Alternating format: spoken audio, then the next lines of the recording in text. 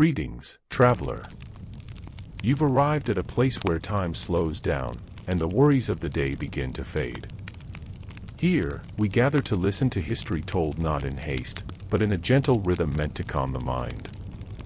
Perhaps you're ready to drift into sleep, or perhaps you simply wish for quiet company tonight. Either way, I'm so glad you're here. Tell me, where are you listening from, and what time of day accompanies your journey back through the ages? And if you find these soft retellings of the past comforting, a simple tap on subscribe ensures you'll never miss another night's tale. Now, breathe deeply, rest easily, and let us step into the stories waiting just beyond the veil of memory. Tonight, we journey to a realm both familiar and strange, a world where the Thames flowed with secrets and the streets of London whispered with 1,000 curious customs. We travel to the age of Elizabeth, that golden sovereign who gave her name to an entire epoch, and we linger there not among the grand processions or the glittering court masks, but in the intimate, quotidian spaces where people live their daily lives. We enter the bedchamber, the washing room, the dressing chamber. We observe the rituals of cleanliness and beautification that seem, from our modern vantage, both wonderfully peculiar and touchingly human. This is the story of Elizabethan hygiene, told softly, like a lullaby for curious minds. Imagine, if you will, the morning light filtering through leaded glass windows, those small diamond panes that fractured sunlight into 100 tiny prisms. The air is cool, perhaps tinged with the smoke from last night's fire, and somewhere below, servants are already stirring, drawing water from wells, lighting candles, preparing the house for the day ahead. In a modest bedchamber, a woman awakens, her body wrapped in a linen shift that has served as her nightgown. This shift, this simple garment, is far more important to her cleanliness than we might first imagine. For in the world of Elizabethan England, the concept of washing one's body is profoundly different from our own understanding. Water, particularly water applied directly to the skin, is viewed with a mixture of suspicion and caution.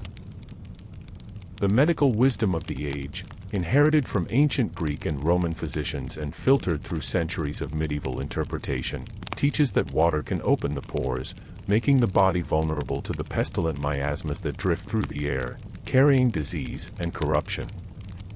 And so our Elizabethan woman does not leap from her bed and plunge into a bath.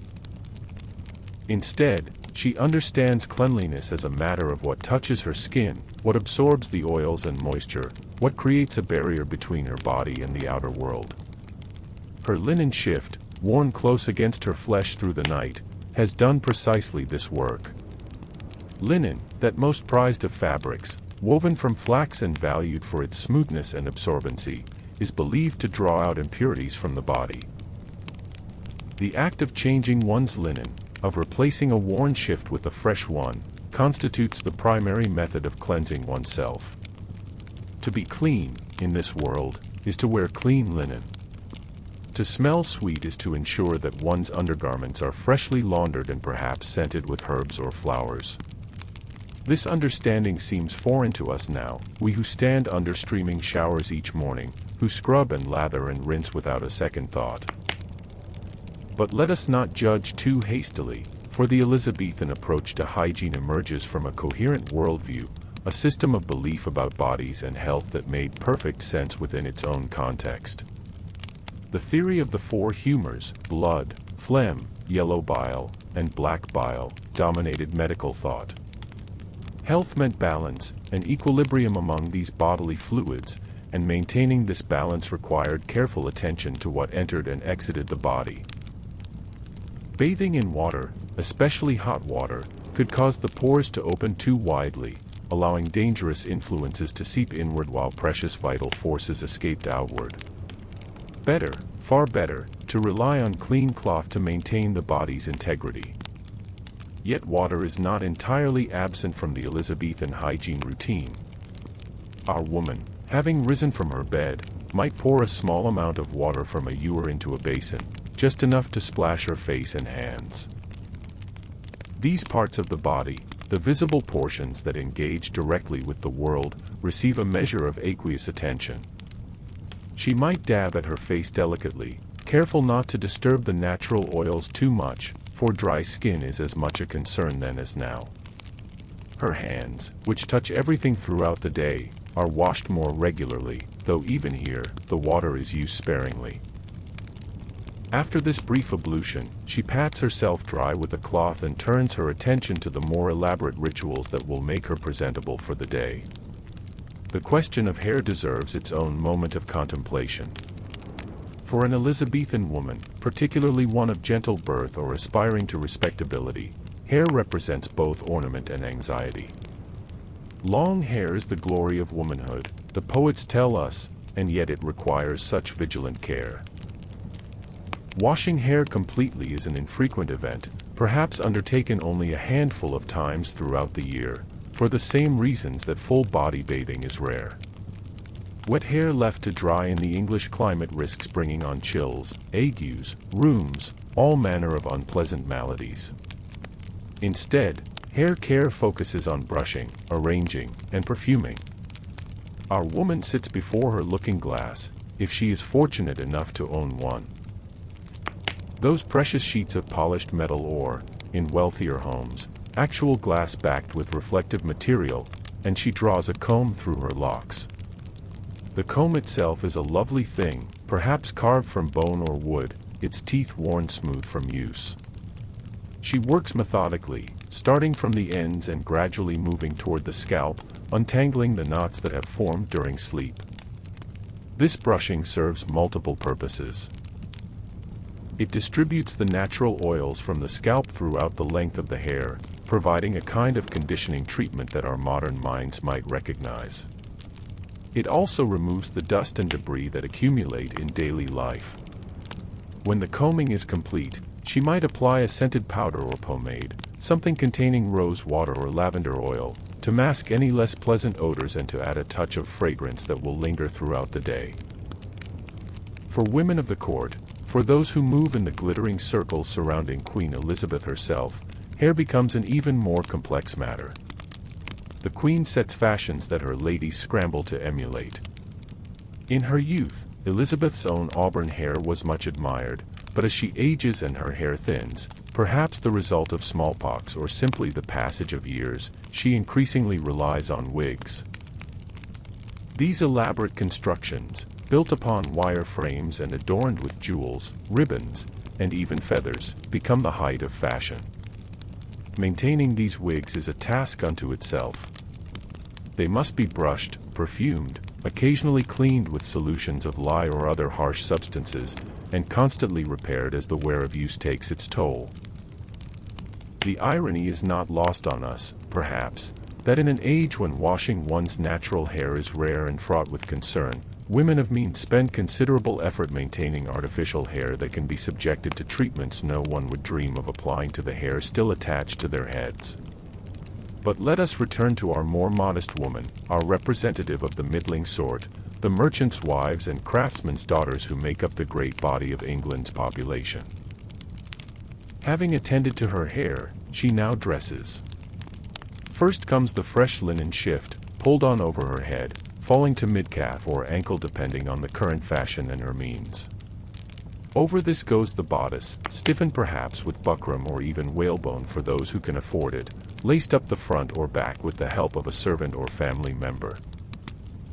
The kirtle follows, and then the gown, each layer adding not only warmth and modesty but also contributing to the barrier between body and world. The fabrics themselves, wool, silk for the wealthy, sturdy cotton or linen blends for others, are chosen partly for their ability to absorb or repel, to protect the body from the elements while also protecting the outer garments from the body's own moisture and odors. This layering system has implications for hygiene that we must understand.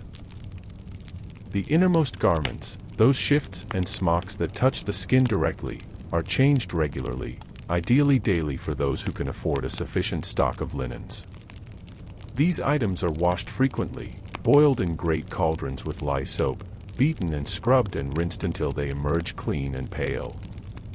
The outer garments, however, are cleaned far less often. A wool gown might go months between cleanings, for washing wool is no simple task. it can shrink, felt, lose its shape and color. Instead, these outer layers are brushed, aired, spot cleaned when necessary, and treated with various preparations designed to refresh them between the rare occasions when they undergo a thorough washing. This brings us to one of the most distinctive and, to modern sensibilities, peculiar aspects of Elizabethan hygiene, the relationship between cleanliness and smell. In our time, we have come to associate cleanliness with a certain neutrality of scent, or perhaps with the artificial fragrances of soaps and detergents. The Elizabethan nose encounters the world quite differently. Cleanliness is associated not with the absence of smell but with the presence of the right kinds of smells. Sweet herbs, flowers, spices, these are the markers of respectability and care. A person who has attended properly to their toilet carries with them a cloud of agreeable scent, a personal atmosphere carefully constructed through the use of pomanders, perfumed gloves, scented waters, and herb-strewn clothing chests.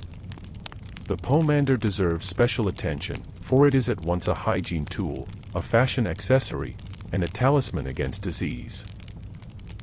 Picture a small sphere, perhaps the size of an apple or orange, crafted from silver or gold if one has means, or from humbler materials like wood or ceramic for those of more modest station.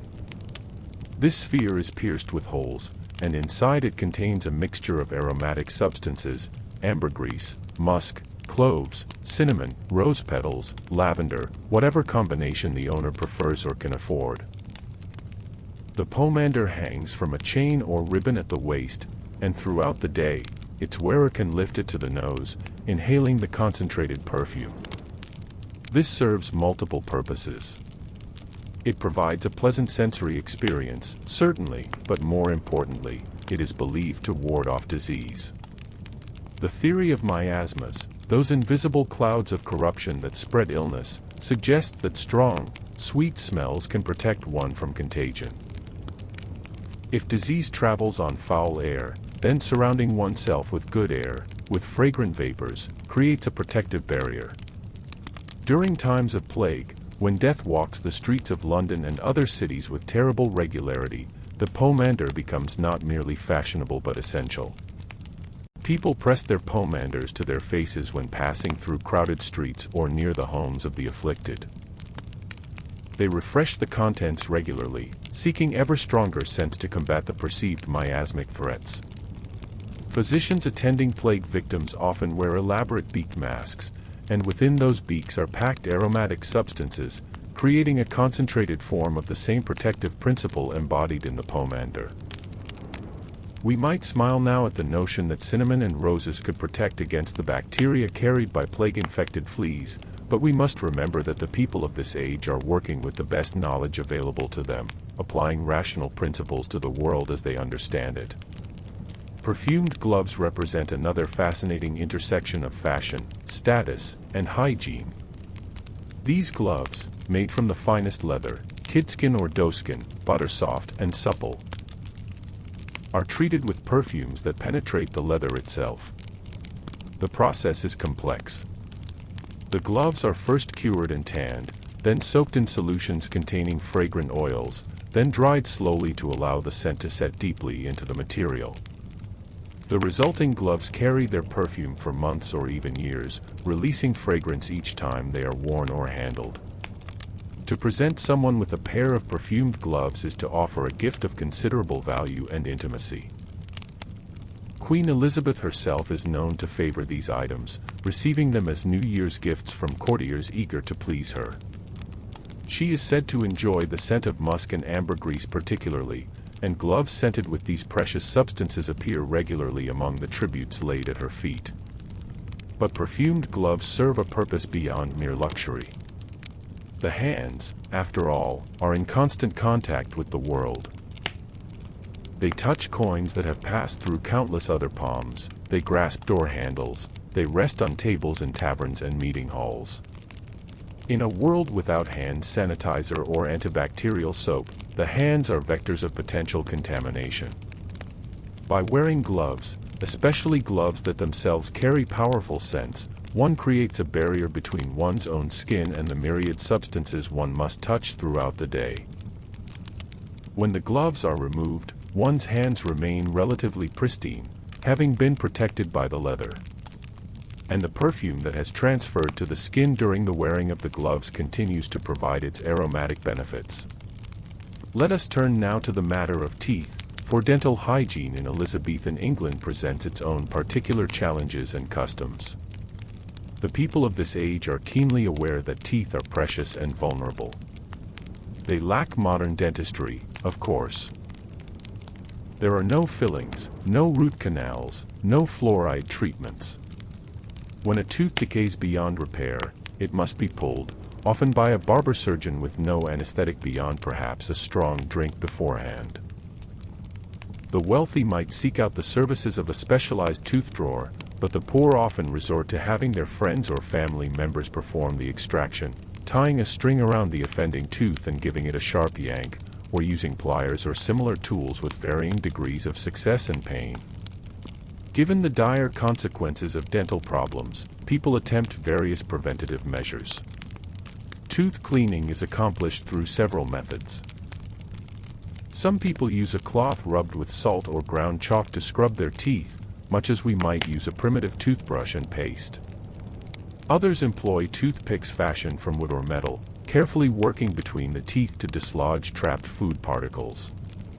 Recipes for tooth powders and pastes circulate among those who can read, and even those who cannot read might learn such recipes through oral tradition. These concoctions include ingredients both familiar and strange to our modern minds. Powdered cuttlefish bone, crushed brick, charcoal, sage, mint, cloves, even powdered coral or pumice stone for those seeking an especially abrasive cleaning. The trouble is that while these Elizabethan tooth cleaning methods can remove some debris and superficial staining, they often do more harm than good in the long term. The abrasive powders, particularly those containing crushed brick or pumice, wear away the tooth enamel over years of use, leaving the teeth vulnerable to decay. And the Elizabethan diet itself poses significant challenges to dental health. Sugar, that exotic and expensive import from the New World and the Orient, is increasingly available to those who can afford it. It becomes a status symbol, a marker of wealth and refinement. To serve sugar at one's table, to offer sweetmeats and candied fruits and elaborate sugar sculptures called subtleties, demonstrates one's prosperity. Queen Elizabeth herself has a notorious sweet tooth, and as she ages, her own teeth darken and decay, a fact she attempts to hide by speaking carefully and smiling sparingly in public. The decay of the Queen's teeth becomes, in an odd way, fashionable among some who seek to emulate her. If the Queen has dark teeth, then dark teeth must be a sign of the ability to afford sugar. Some women, in a practice that seems almost unbelievable to us now, actually blacken their teeth deliberately to suggest that they, too, enjoy the luxury of sugar regularly. Of course, this is not universal, and many people continue to prize white, healthy-looking teeth. But the very fact that such a fashion could exist tells us something about the complex relationship between appearance, status, and hygiene in this world. Mouth freshness is pursued through various means. People chew herbs like mint or parsley to sweeten their breath. They rinse their mouths with wine or ale mixed with herbs.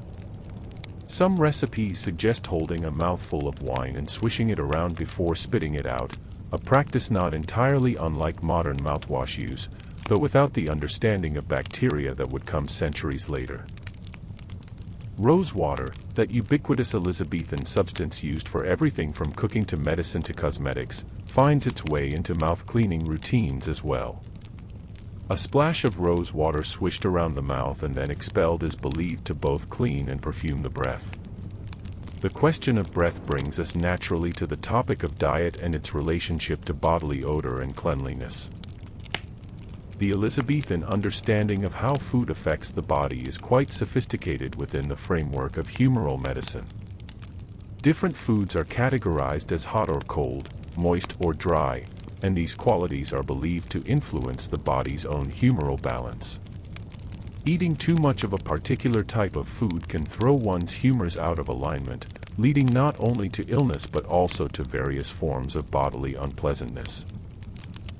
Excessive sweating, bad breath, foul-smelling urine or feces, skin eruptions.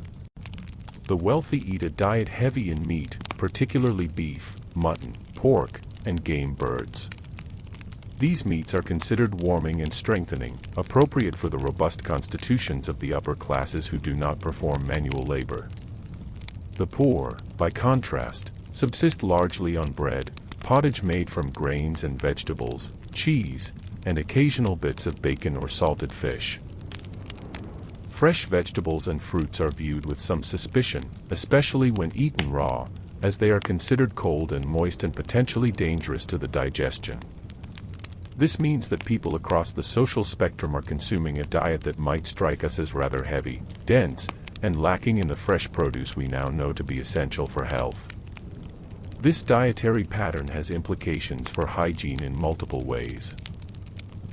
The body odors produced by such a diet differ from those we might expect in people eating lighter, more vegetable-rich meals. The digestive processes involved in breaking down heavy meats and dense breads create their own aromatic byproducts. Flatulence is accepted as a natural, indeed inevitable, part of human existence, though etiquette dictates that one should attempt to be discreet about it. Medical writers of the age actually warn against suppressing flatulence too vigorously, as trapped wind is thought to cause various internal maladies. Better to release it quietly, or to excuse oneself to a private location if a more dramatic release is impending. The privy, that necessary room where bodily eliminations take place, exists in various forms depending on one's station. In grand manor houses and palaces, there are elaborate closed stools, chairs or boxes with a hole in the seat, beneath which sits a chamber pot. These closed stools can be remarkably ornate, upholstered with velvet or leather, studded with brass nails, even painted or gilded. The chamber pot itself, which must be emptied regularly by servants, might be pewter or ceramic, and the task of emptying it, of carrying the full pot through the household to wherever it will be disposed of, is one of the less desirable servant duties. In wealthier homes, there might be servants specifically assigned to this work, and they are typically compensated with slightly higher wages for their willingness to perform this necessary but undignified service. The closed stool might contain some materials designed to absorb moisture and reduce odor, sand, ash, or dried herbs scattered in the bottom of the chamber pot. After use, the person might wipe themselves with a cloth specifically kept for this purpose, or with scraps of wool or linen. The very wealthy might use softer materials, but toilet paper as we know it does not exist. These cleaning cloths are sometimes washed and reused, sometimes discarded into the chamber pot to be disposed of along with its other contents. This strikes our modern sensibilities as unhygienic, and indeed, by our standards it is, but within the context of a world where water is laboriously drawn from wells or carried from rivers, where heating water for washing requires time and fuel, where servants' labor is valuable and should not be wasted on unnecessary tasks, the system makes a certain practical sense. In less grand homes, the privy arrangements are more basic. There might be an outdoor privy, a small wooden structure built over a pit dug into the ground. One enters, conducts one's business over the hole, and exits. These privies develop their own ecosystem, becoming home to flies and other insects, producing odors that waft across the garden, especially in warm weather. Periodically, the pit must be emptied, a task that falls to gong farmers, those hardy souls who make their living removing human waste. They work primarily at night, carting away the accumulated filth to dump it in designated areas outside the city walls or, sometimes, selling it to farmers who use human waste as fertilizer for their fields.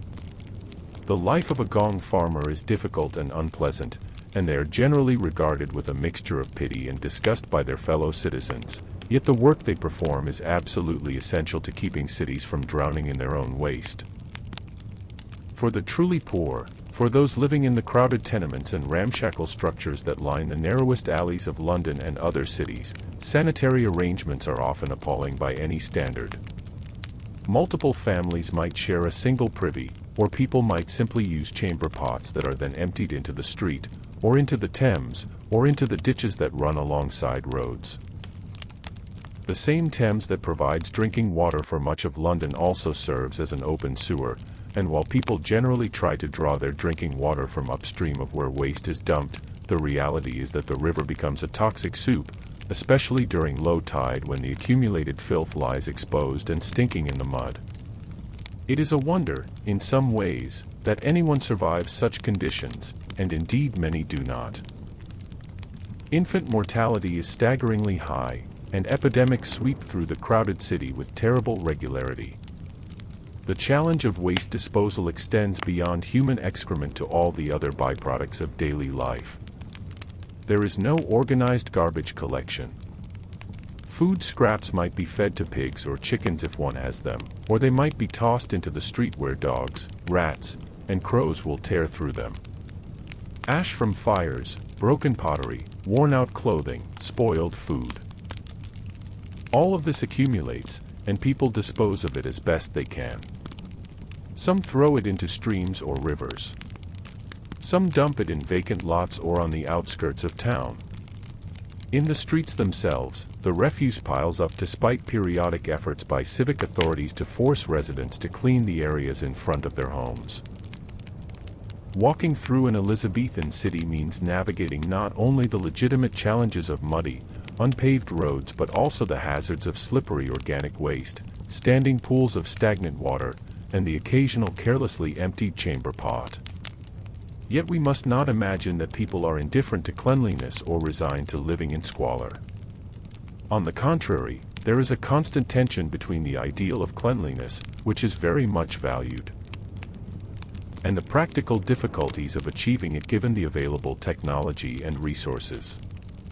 Cities do employ scavengers, workers tasked with cleaning the streets, though their efforts are often overwhelmed by the sheer volume of waste generated. Householders are sometimes fined for allowing refuse to accumulate in front of their homes or for emptying chamber pots into the street at inappropriate times. The law recognizes that certain practices, while perhaps necessary, should be regulated to minimize the discomfort and danger they pose to the community. Within the home, people strive to maintain cleanliness according to their means. Floors might be strewn with rushes or, in better homes, with herbs and flowers mixed among the rushes. These strewing herbs serve multiple purposes. They provide a softer surface to walk on than bare stone or wood. They release pleasant scents when crushed underfoot. They are believed to have properties that repel vermin and purify the air. When the rushes become too dirty or begin to rot, which happens inevitably as people track in mud and drop food and spill liquids, they are swept up and replaced with fresh ones. In well-managed households, this happens regularly, perhaps every few weeks. In less meticulous homes, the rushes might be left until they become truly offensive, and the old rushes harbor all manner of unsavory things: spilled food, trapped moisture, the droppings of the cats that prowl the house hunting mice, even the occasional lost item that has worked its way down into the matted layers. The furniture and objects within the house also require care. Wooden tables and chairs are wiped down with damp cloths. Pewter plates and cups are scoured with sand or fine dirt to keep them bright. In wealthy homes where there might be silver plate, the polishing of the silver is a regular task, for silver tarnishes quickly, especially in the smoky atmosphere created by candles and fires. The fabrics in the home, curtains, bed hangings, cushion covers, are beaten to remove dust and occasionally washed, though washing large textile items is a significant undertaking. Everything must be done by hand, with water that has been hauled and heated, with soap that has been made from lion fat, with an enormous expenditure of physical effort that our machine-assisted age can scarcely imagine. Laundry day, when it comes, is an event that consumes the energy of the entire household. Early in the morning, great cauldrons of water are set to heat over fires. The lye soap is readied. The linens and washable garments are sorted.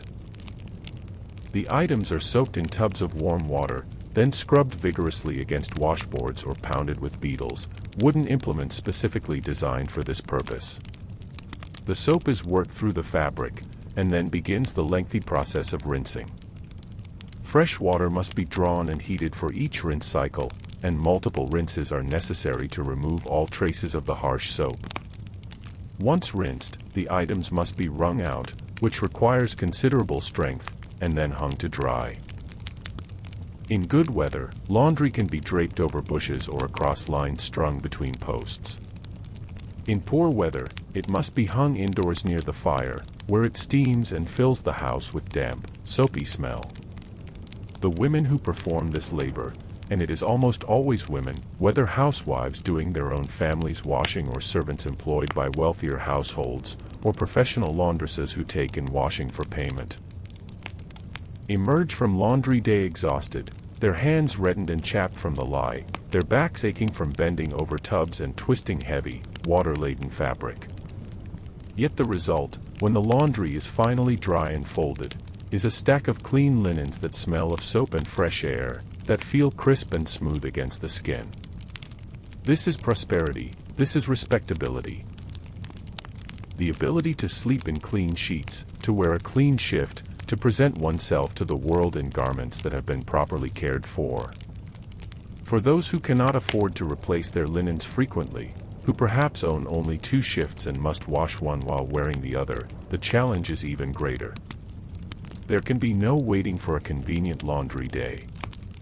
The washing must be done whenever possible, even if that means doing small amounts more frequently. For the truly destitute, those who possess only the clothes on their backs, washing becomes nearly impossible. They wear their garments until they literally fall apart, and the smell and visible grime of unwashed cloth marks them as surely as any badge. In a society where appearance and reputation are closely linked, where one's standing in the community depends partly on maintaining certain standards of dress and cleanliness, this visible poverty is both a practical hardship and a social humiliation. Let us consider now the specific practices surrounding bathing, for while full immersion bathing is rare and regarded with suspicion for the medical reasons we have discussed, it does occur under certain circumstances. Some people do bathe, particularly in the summer months when the risk of catching a chill is reduced. The bath, when it occurs, is quite a different experience from our modern quick shower. First, a wooden tub must be brought out and positioned near a fire. Then begins the laborious task of heating water and filling the tub. Servants carry bucket after bucket of hot water, pouring it into the tub until there is enough for the bather to sit in. The water level might only reach halfway up the torso when seated, for filling a tub completely would require an impractical amount of hot water. The bather disrobes and steps into the tub, settling into the warmth. The sensation must be quite luxurious after weeks or months without such an experience. Sometimes herbs are added to the bath water, rosemary, lavender, chamomile, both for their pleasant scent and for their supposed medicinal properties. The bather might have a cloth or sponge to wash with, perhaps using a mild soap, though some prefer to rely on the water and herbs alone. The experience is necessarily brief, for the water cools quickly, and once it is no longer pleasantly warm, the bather emerges, is dried with cloths, and dresses quickly to avoid becoming chilled. After the bath, there is the question of what to do with the bath water. It will not be wasted. In households where multiple people are bathing, they might share the same bath water, with fresh hot water added between bathers to refresh and rewarm it. The most privileged person bathes first, in relatively clean water, and subsequent bathers make do with increasingly murky water that has already cleaned the bodies of others. When everyone who is going to bathe has done so, the water might be used for some other purpose. To water the garden, perhaps, or to scrub floors, anything to extract value from this resource that required so much effort to prepare. There are also public bathhouses, though these institutions carry a certain moral ambiguity. In theory, bathhouses provide a service to those who do not have the facilities to bathe at home. In practice, they often develop reputations as places of ill repute, where prostitution and other vices flourish alongside the legitimate business of providing baths. The authorities periodically crack down on bathhouses, closing those that have become too notorious, but new ones inevitably open. For travelers, for soldiers, for workers in particularly dirty trades, the bathhouse can provide a welcome opportunity to bathe and have one's clothes laundered simultaneously. One enters, pays the bathhouse keeper, is shown to a tub, and spends a period soaking while one's clothing is taken away to be washed and dried. Emerging clean and dressed in fresh laundered garments is a pleasure worth the fee and the slight social taint of having visited such an establishment. The very wealthy might have dedicated bathing rooms in their homes, though even here, the use is infrequent by our standards. These rooms might contain a permanent tub, perhaps lined with cloth to make it more comfortable and to protect the wood from constant moisture. There might be built-in systems for heating water. Copper tanks that sit near the fireplace so that the water warms gradually, or even, in the most advanced households, primitive plumbing that brings water from a cistern. But even these elaborate facilities are used sparingly, for the fundamental medical concerns about bathing remain, regardless of how comfortable or convenient the bathing arrangements might be. The practice of sweating in a hot room or hot bath as a health measure does have some currency. This draws on ancient traditions and the influence of Turkish and Russian bathing practices that involve intense heat and sweating. The idea is that sweating purges the body of ill humors and toxins, cleansing from the inside out. Someone seeking this treatment might sit wrapped in blankets near a hot fire, or in a specially heated room if one is available, until they sweat profusely. Afterwards, they are dried and wrapped in fresh clothes or blankets, and are expected to feel cleansed and invigorated. This practice is more accepted than regular bathing because it is framed as a medical treatment rather than simple washing, and because the sweating is understood as the body expelling badness, which aligns with humoral theory.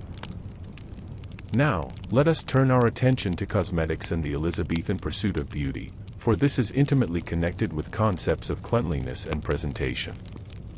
The ideal of feminine beauty in this age is quite specific. Skin should be as white as possible, for white skin indicates that one does not labor outdoors in the sun. The whiter the skin, the more clearly one is marked as a person of leisure and refinement.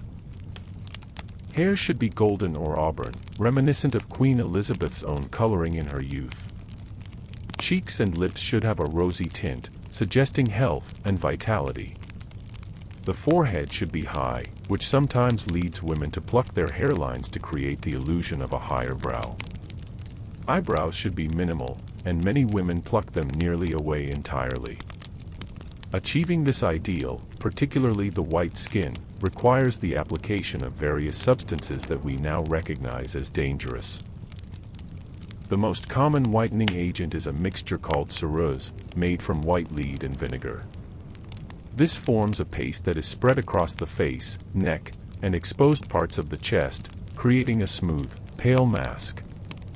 The ceruse covers blemishes, evens out skin tone, and creates the coveted porcelain appearance. The problem, of course, is that white lead is highly toxic. With repeated application, it is absorbed through the skin and accumulates in the body, causing a host of terrible symptoms. Hair loss, skin damage, tooth decay, neurological problems, and eventual death if exposure continues long enough. But the Elizabethans do not understand lead poisoning, at least not with the clarity we now possess. They notice that women who use ceruse heavily for many years often develop damaged skin, that the ceruse seems to create the very blemishes it is meant to cover, requiring ever more ceruse to hide the damage. Some women find themselves trapped in a cycle where they cannot stop using the makeup because their natural skin beneath has become discolored and scarred, yet the continued use of ceruse only worsens the damage. Queen Elizabeth herself uses ceruse throughout her adult life, and portraits from her later years show her face as an almost mask-like white expanse. Whether the scarring from her bout of smallpox in 1562 drives her continued use, or whether it is simply the fashion of the court, she persists in this practice despite whatever ill effects it might have. Other substances used in pursuit of beauty are somewhat less dangerous, though still problematic. Egg whites beaten to a froth can be applied to the skin to create a temporary tightening effect, smoothing out wrinkles. Rosewater mixed with various powders can provide a lighter, more refreshing complexion treatment. Some women use a rinse made from lead and sulfur to lighten their hair, sitting in the sun while the mixture works, though this can damage the hair over time, making it brittle and prone to breaking. For the red coloring needed on cheeks and lips, the options include relatively benign substances like crushed rose petals or cochineal dye made from insects, as well as more dubious choices like cinnabar, which contains mercury. A woman applies these rouge preparations carefully, trying to achieve a natural-looking flush rather than obvious painted circles on the cheeks. The lip color is applied just to the center of the lips in many cases, creating a rosebud effect that is considered more delicate and refined than fully painted lips. Coal or soot might be used to darken the lashes or to create a subtle line around the eyes, though eye makeup is generally more restrained in Elizabethan England than in some other times and places. The goal is to enhance one's natural beauty, to appear as though God Himself has blessed one with perfect coloring, rather than to announce through obvious artifice that one has been painting one's face.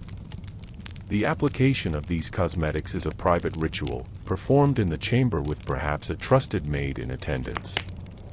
To be seen applying makeup is considered vulgar, a revelation of the artifice that should remain hidden. The ideal is to appear in public as though one's beauty is entirely natural, a gift of birth and virtuous living rather than the result of pots and potions. This means that the process must be thorough and skillful. The edges where the ceruse meets the natural skin of the neck must be blended carefully. The rouge must be applied evenly. Any cosmetic that might smudge or transfer must be set properly, often by dusting the face with a fine powder. The removal of these cosmetics at day's end presents its own challenges.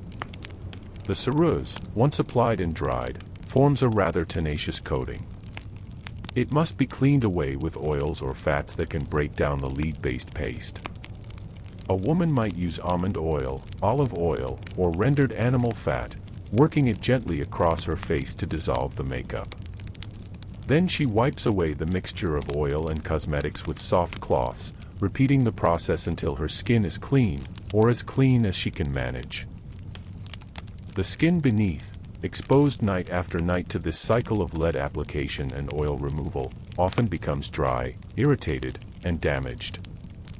Women combat this with various skin treatments, more oils, ointments made with beeswax and herbs, lotions containing cucumber juice or melon pulp, anything that might soothe and heal the skin so that it can endure another day beneath the ceruse. Men, too, engage in cosmetic practices, though generally to a lesser extent than women. A gentleman might apply a light dusting of powder to his face to take away shine and create a refined appearance. He certainly attends to his hair and beard, for these are important markers of status and style. The beard, in particular, receives considerable attention. Different beard styles come in and out of fashion: the full, rounded beard, the pointed spade beard, the neatly trimmed Van Dyke. Maintaining these styles requires regular trimming and shaping, often with the assistance of a barber. Some men use wax or pomade to shape their mustaches, twirling the ends into points or curves. The hair is dressed with oils and perfumes, combed into the fashionable style, and kept as clean as possible through the usual methods of brushing and powder application. The visit to the barber is a social occasion as much as a practical one. The barber shop is a gathering place where men exchange news and gossip while waiting their turn in the chair. The barber, with his array of sharp instruments and his practiced hand, not only cuts hair and trims beards but also performs minor surgical procedures. He might pull a tooth, let blood as a medical treatment, or lance a boil. The barber's pole, with its red and white stripes, symbolizes these dual functions: red for blood, white for bandages. After the haircut or shave, the barber might apply a scented water to the face, pat on a dusting of powder, and perhaps offer a small mirror so the customer can admire the results. the matter of shaving deserves closer consideration. For those men who prefer to be clean-shaven, whether entirely or just in certain areas to complement their beard style, the process is not trivial. The razor is a straight blade that must be kept sharp through regular stropping on leather. Before shaving, the face must be prepared, usually by applying warm water and perhaps a soap or lather to soften the bristles.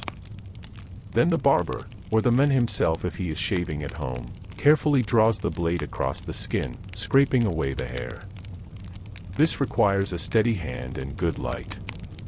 Cuts are not uncommon, and a nick from a razor in an age before antiseptics can sometimes lead to infection, though usually such small wounds heal without incident. After shaving, the skin might be splashed with cold water to close the pores, or treated with an astringent solution, perhaps containing witch hazel or diluted vinegar. Styptic powder, made from substances like alum, can be applied to any cuts to stop the bleeding. Then might come a splash of scented water, a precursor to the aftershaves of later centuries, which leaves the skin feeling refreshed and carrying a pleasant fragrance. A man who has been freshly shaved, his hair trimmed and dressed, wearing clean linen and carrying the scent of lavender or rosewater, presents himself as a respectable gentleman, one who has the means and the inclination to attend to his appearance properly. The Elizabethan concern with scent extends to the very environment in which people live. We have mentioned strewing herbs on floors, but there are many other practices designed to perfume the air. Pomanders and posies are carried, certainly, but the home itself can be scented in various ways. Fires might have fragrant woods or herbs thrown onto them, releasing their scent as they burn. Aromatic substances can be heated in special vessels, creating a kind of primitive aromatherapy. Cushions and pillows might be filled with lavender or other sweet-smelling dried herbs.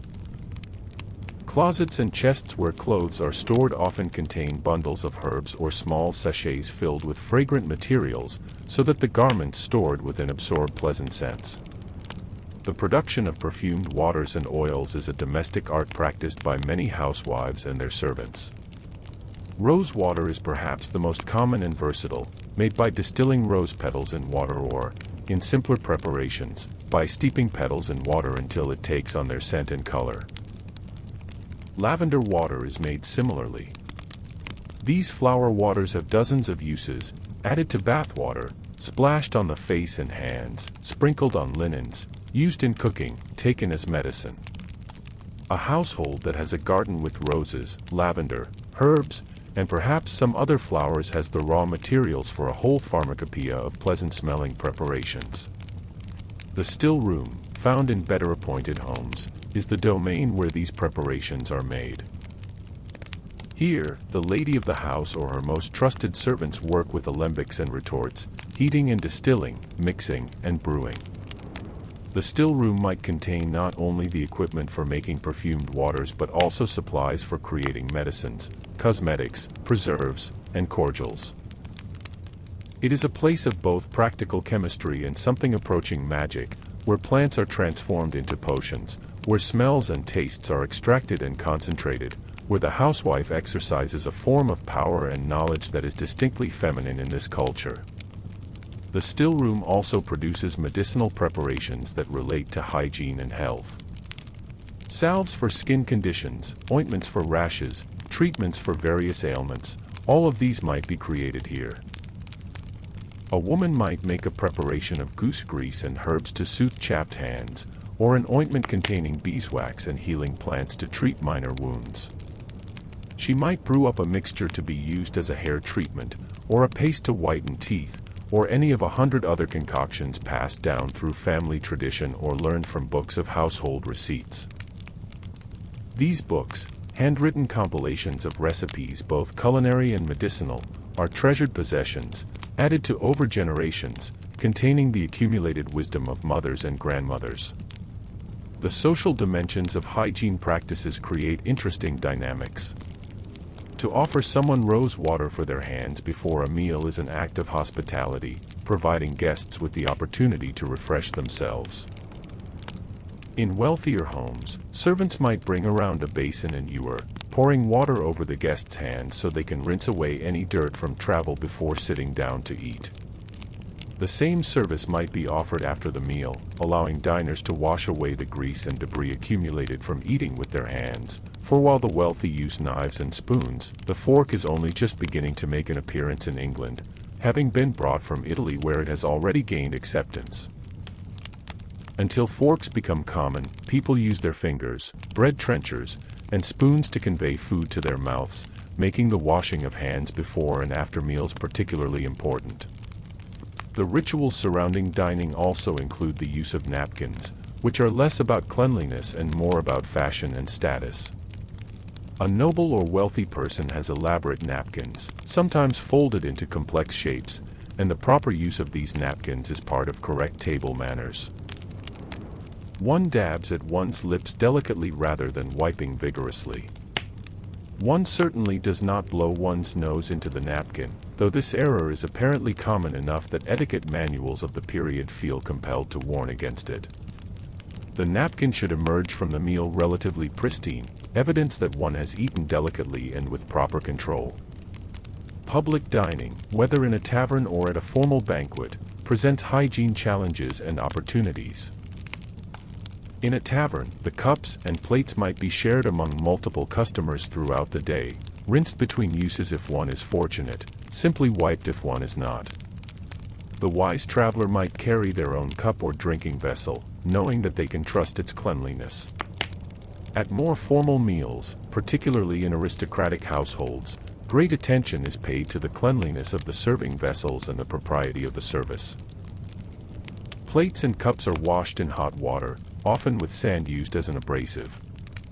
Silver and pewter are polished until they gleam. The tablecloths are fresh white linen, and their pristine state is part of the display of wealth and good housekeeping. The disposal of food waste from meals follows various paths. Leftover meat might be saved for another meal, perhaps made into a pie or a soup. Bones might be given to dogs or boiled to make stock. Vegetable peelings and scraps can feed chickens or pigs.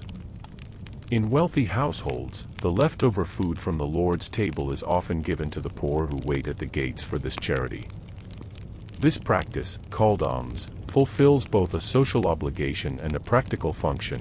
The food does not go to waste, and the household gains a reputation for generosity.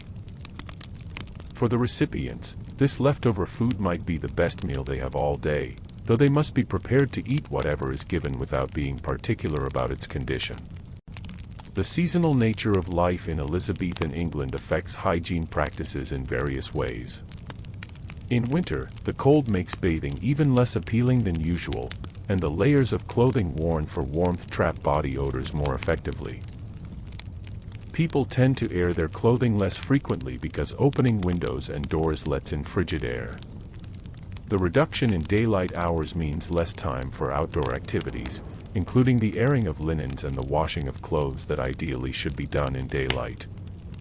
On the other hand, winter is when vermin like fleas and lice are less active, providing some relief from the constant battle against these parasites. Summer brings its own challenges. The heat makes body odor more pronounced. Sweat stains clothing more obviously.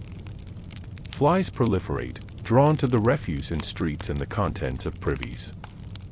Food spoils quickly, and the smell of decay is everywhere, in the markets where meat hangs in the sun, in households where food storage is inadequate, in the streets where garbage accumulates.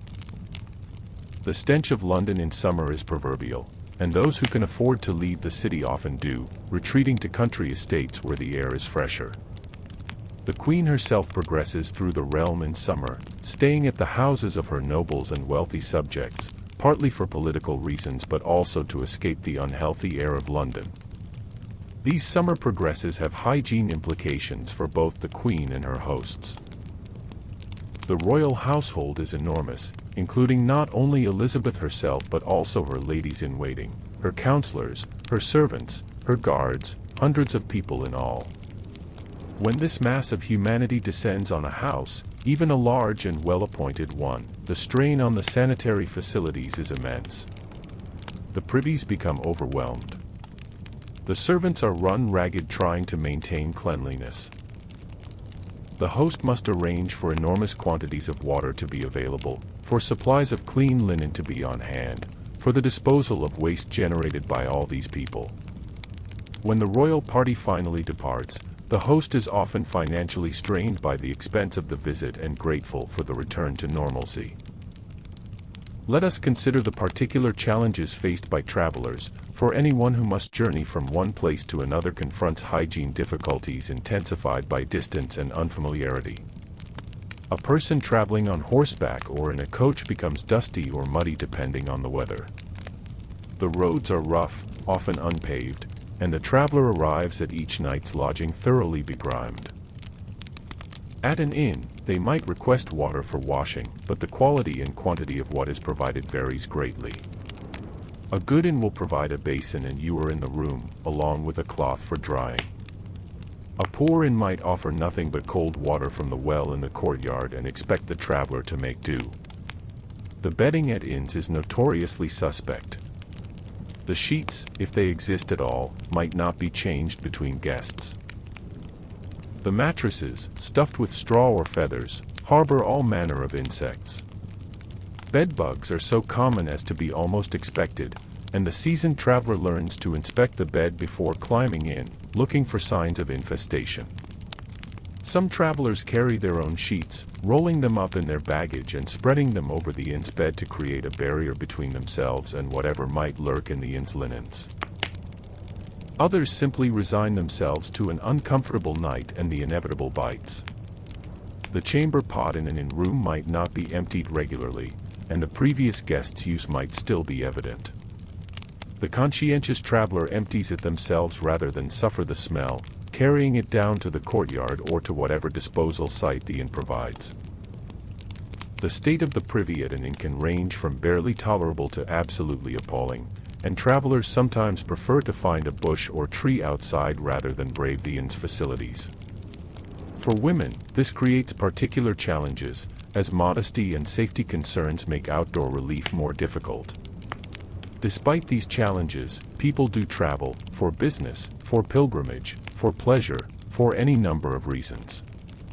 They develop strategies for maintaining what cleanliness they can on the road. They carry small items that help: a comb, a cake of soap, a cloth for washing, perhaps a vial of scented water to splash on after a long day's journey. They change their linen when possible, sending the dirty items to be laundered at inns that offer that service or waiting until they reach their destination. They brush their outer garments regularly to remove dust and dirt. They do their best, and when they finally reach home, they are grateful for the opportunity to properly clean themselves and their belongings. The question of personal modesty intersects with hygiene in interesting ways. The culture places great emphasis on covering the body, particularly for women.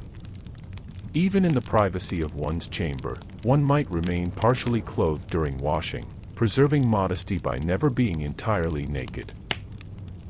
The shift serves as this last barrier, and a woman might wash herself while still wearing it, wetting and soaping portions of her body through or beneath the linen, then rinsing the same way.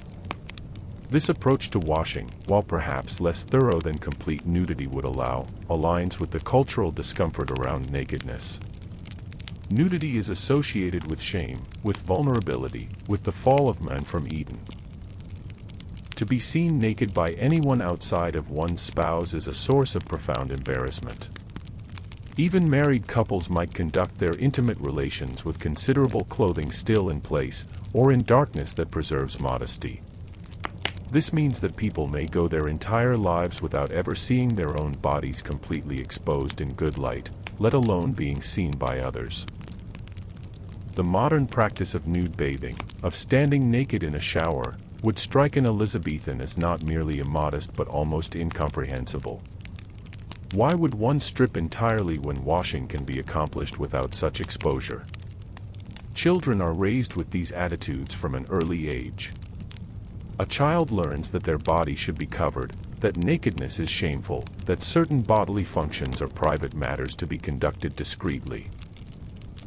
Young girls are taught the particular importance of modesty, of protecting their reputation through proper behavior including proper dress and hygiene. A girl who is careless about her appearance, who allows her hair to be unkempt or her clothes dirty, is not merely untidy but morally suspect, for the outer state is believed to reflect the inner character. Cleanliness is next to godliness, as the saying that will later become famous suggests, and in Elizabethan England this connection is deeply felt. The care of infants presents particular hygiene challenges. A baby is born into a world without disposable diapers, without running water, without any of the conveniences that modern parents take for granted. The infant is wrapped in swaddling bands, long strips of cloth wound around the body to keep the limbs straight, for it is believed that without swaddling, a child's limbs might grow crooked. These swaddling bands become soiled regularly and must be changed and washed frequently. This creates an enormous amount of laundry for a household with a baby, and the smell of soiled swaddling is one of the characteristic scents of a home with an infant. Bathing an infant is undertaken more readily than bathing an adult, for babies are understood to be delicate and in need of gentle cleansing. A baby might be bathed daily or every few days in a small basin of warm water. The water is tested carefully to ensure it is not too hot. The baby is supported carefully, never submerged deeply, and washed with gentle cloths and mild soap or simply warm water alone. After the bath, the baby is dried thoroughly and often rubbed with oils or powders to protect the delicate skin. This might include rose oil, sweet almond oil, or a powder made from dried rose petals and other aromatic substances. The threat of diaper rash and other skin irritations is real and constant. A baby whose swaddling is not changed promptly develops sore, reddened skin. Parents and nurses combat this with various ointments and powders, and with vigilant changing of the swaddling. Yet in poor households where clean cloth is scarce and the demands on the mother's time are overwhelming, babies sometimes suffer from neglect not out of cruelty but simply from the impossible burden of managing all the tasks necessary for survival. The mortality rate among infants and young children is staggeringly high by our standards. Many factors contribute to this: disease, poor nutrition, accidents, but inadequate hygiene is certainly part of the picture. Babies are vulnerable to infections, and in an environment where true cleanliness is so difficult to achieve and maintain, where the connection between germs and disease is not understood, where a mother's hands might transfer contamination from one task to another without any awareness of doing harm, it is almost miraculous that any children survive to adulthood. Yet they do, in sufficient numbers to maintain the population, and those who survive the vulnerable years of infancy and early childhood often prove remarkably resilient. The practice of hiring a wet nurse, common among the wealthy, has hygiene implications worth considering. A well-born woman often does not nurse her own child, instead hiring a woman from a lower social class to provide breast milk. This wet nurse must be chosen carefully, for it is believed that her qualities, physical, moral, even emotional, can be transmitted to the child through the milk. A wet nurse should be healthy, clean, of good character, not given to drinking or other vices. She should have an adequate supply of milk and be willing to devote herself to the nursling. The wet nurse often lives in the household of her employer, at least during the months when she is nursing the child, and her own personal hygiene becomes a matter of concern for the family employing her. Some medical writers of the period warn that a wet nurse should not engage in sexual activity while nursing, as this is believed to affect the quality of the milk. She should eat a proper diet, avoid certain foods thought to make the milk unwholesome, and maintain cleanliness in her person and her habits. The wet nurse's breasts and nipples, in particular, must be kept clean, and there are elaborate instructions in medical texts about how to prepare the breasts for nursing, how to express milk to check its quality, how to ensure that the baby is receiving proper nourishment. This level of attention to the wet nurse's body and habits speaks to the seriousness with which nursing is regarded, though modern readers might find some of the specific beliefs and practices rather peculiar. For women who nurse their own children, the experience is both natural and demanding. A nursing mother must manage the leaking of milk, which soils her shift and bodice. She might use cloth pads tucked into her bodice to absorb the moisture, changing these pads throughout the day as they become saturated. She must also manage the changes in her body. The engorgement of the breasts, the potential for painful conditions like mastitis if the milk is not expressed regularly, the gradual return to her pre-pregnant state. All of this occurs in the context of a culture that does not discuss such matters openly, where female bodily functions are considered private and somewhat shameful, where a woman must navigate these challenges with whatever knowledge she has gained from her mother, her female relatives, and her own experience. The connection between cleanliness and social class runs throughout all these practices. The wealthy can afford more linen, more servants to do laundry and empty chamber pots, more perfumes and cosmetics, better facilities for washing and waste disposal. Their clothing is made of finer fabrics that drape better and show soil less readily. They have leisure to attend to their appearance and resources to repair or replace items that become too worn or dirty. In contrast, the poor wear the same clothes day after day, sleep in sheets that are rarely changed or on straw mattresses with no sheets at all, struggle to find enough water for essential washing, and often smell of their labor, of sweat, of the materials they work with, of the animals they tend. This olfactory class distinction is real and noticeable. A wealthy person moving through the world carries with them a cloud of pleasant scents, rose water, lavender, musk, clean linen. A poor person smells of sweat, of the farmyard, of old wool and unwashed skin. These smells mark social position as clearly as clothing or speech, and they are noticed and remarked upon, though usually not directly to the person's face. The poor are often characterized in literature and in common prejudice as dirty, stinking, bestial, not entirely human. This is both unfair and tragic, for poverty makes cleanliness extraordinarily difficult to achieve, yet the poor are judged harshly for their inability to meet standards that require resources they do not possess. Yet even among the poor, there are gradations and aspirations. A poor person who maintains what cleanliness they can, who keeps their single set of clothes mended and their hair combed, who washes their face and hands regularly even if a full bath is impossible, commands more respect than one who has surrendered to squalor. The distinction between the deserving poor and the undeserving poor often rests partly on these visible signs of self-respect and effort.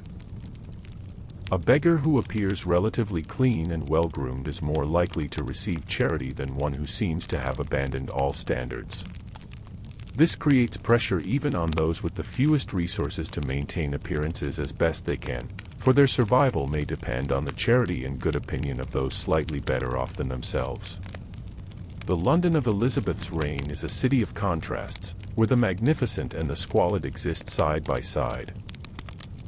A noble's house might be a palace of cleanliness and order, with fresh rushes on the floors, clean linens on the beds, servants constantly scrubbing and polishing and maintaining standards of hygiene as high as the age allows. A stone's throw away, in the crowded tenements and narrow alleys, people live in conditions that are barely habitable, where filth accumulates because there is nowhere to dispose of it, where disease spreads rapidly through the crowded rooms, where the simplest standards of cleanliness are luxuries beyond reach. The great households of the nobility and the royal court itself function as small cities, with elaborate hierarchies and systems for managing everything including waste and cleanliness.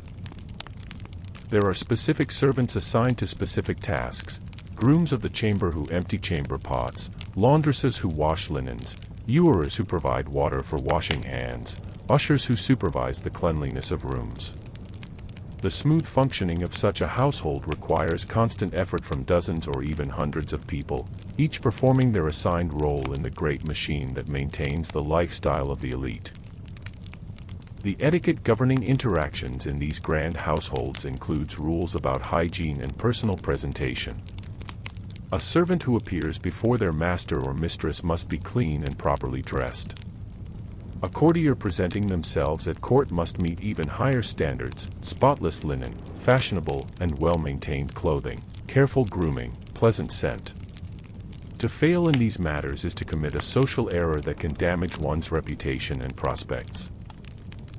Stories circulate of unfortunates who wore stained clothing to court, or who smelled unpleasant, or who otherwise violated the standards of presentation, and these stories serve as cautionary tales about the importance of attending to one's appearance.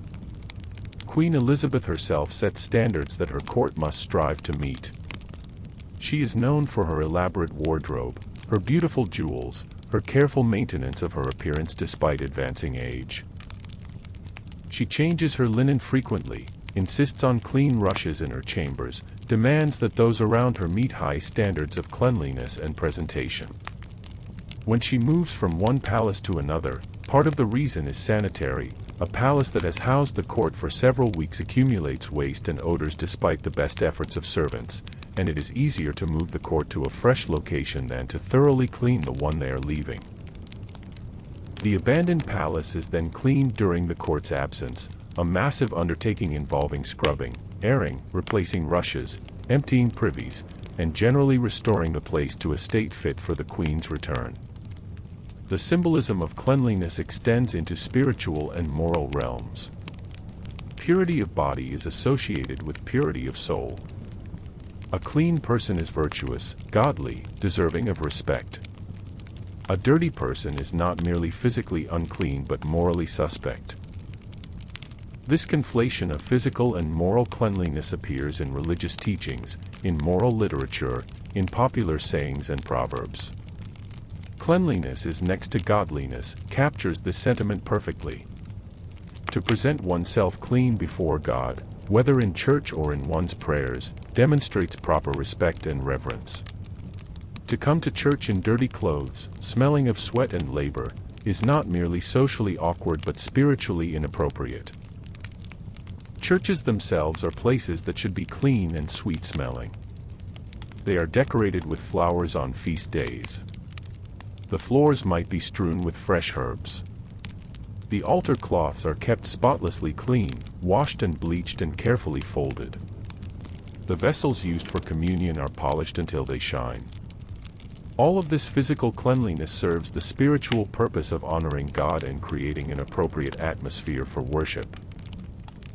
The scent of incense, though controversial in Protestant England where it is associated with Catholic ritual, still appears in some churches, and where it is absent, other pleasant smells take its place: the beeswax of candles, the flowers, the clean stone and wood.